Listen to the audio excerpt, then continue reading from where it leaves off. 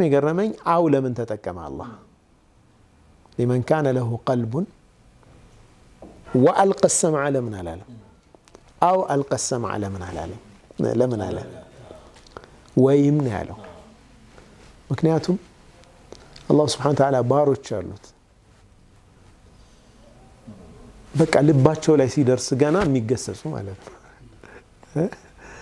ወዲያው ወደ መገሰጽ የሚሄዱ ሰዎች ስላሉ ነው ቀልባቸው ሐይ የሆነ የሷሊሖች ልብ በቃ ልባቸው ጋር ሲደርስ ገና እጅ ሰጠዋል ብዙ የሆነ ሰምዕ ምናምን ሸሂድ ምትል አስለን ልባቸው ሸሂድ ነው ገብታ ሌላ ፕሮሰስ የሚያስፈልጋቸው ያልሆኑ ስላሉ ተከታዮቹ ወርከሞች እነሱ ጋር በጣም ይደንቅ ሱብሃንአላህ በጣም ይገርም ወደ ስራ ማማር የሚመራ ማስተንተን ያስፈልገናል ስራችንን ሳሊህ እንድናደርግ እንድናሳምር የሚያስችል ማስተንተን ያስፈልገናል ተذكر ለማድረግ ለመገሰጽ ሶስት ነገሮች ይፈልጋል ተذكرን የምንፈልገው ስራችንን ለማሳመር ነው አይደል አንድ ሰው ተገሰጸ ማለት ሐሉ ይስተካከላል ማለት ነው አይደል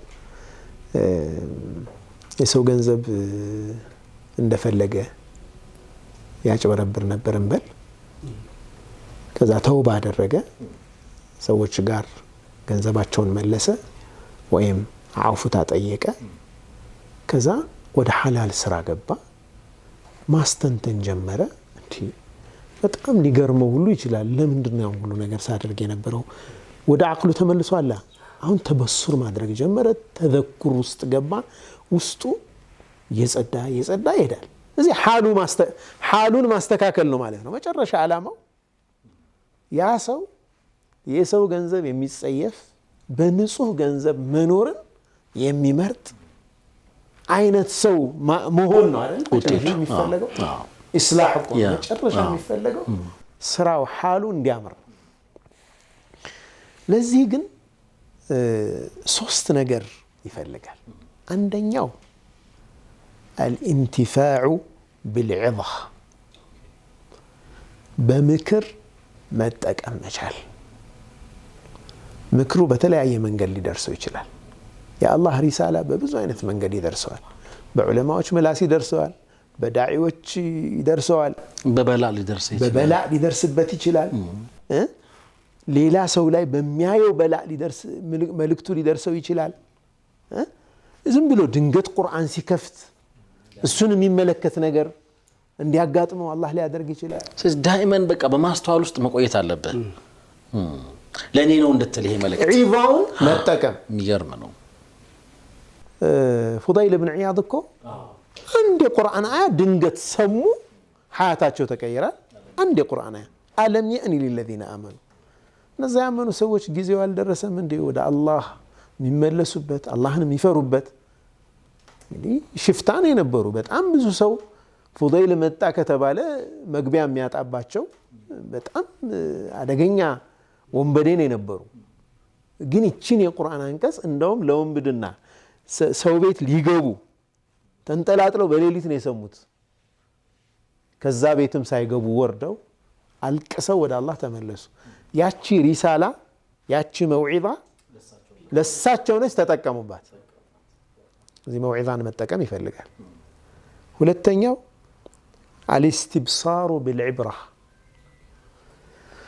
የምናገኘውን አስተምህሮ በደንብ ማስተዋል ይፈልጋል አንድ ሰው ምን አለኝ አንድ ትልቅ ነገር ትልቅ ስራ የማገኘው ነበር ከዛ ሳይሳካ ቀረ አለ ቆይቼ በኋላ ሳስበው አብረውኝ ያሉኝ ሰዎች የሆነ ነገር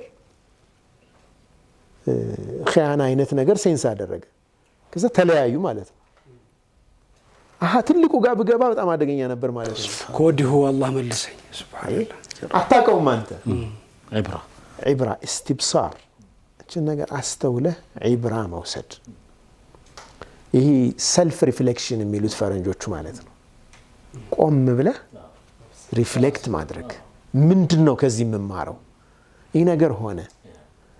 ይህንን ወንጀል በመስራቴ ነው ይህ ነገር የመጣብኝ? ፊትና ነው ወይስ ኢብቲላ ነው? አላህ እየፈተነኝ ነው ወይስ ዒቃብ ነው? ኢብቲላ ማለት ፈተና ነው። ይህን ታልፈዋለህ ሳታልፈውም ነው። ዒቃብ ደግሞ የወንጀልህ ውጤት ነው፣ ቅጣት ነው። ምንድን ነው? ምን አድርጌ ነው? ቆም ብለህ እንድታስብ። ከዛ ወظፍር ቢተመረት ልፊክራ፣ በዛ ማስተንተን የተገኘውን ፍሬውን ደግሞ መጠቀም መቻል። ፍሬ ያለዋ ማስተንተን።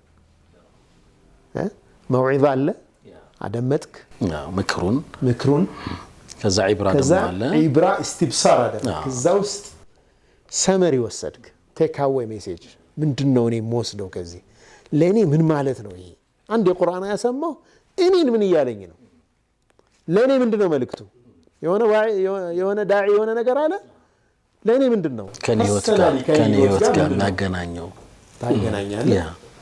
ከዛ በኋላ የዛ ተፈኩርህን ውጤት ደግሞ ፍሬውን መጠቀም ያስፈልጋል። ኢንሻአላህ ሶስቱን ነገሮች በሚቀጥለው ፕሮግራም ደግሞ እንተነትናለን።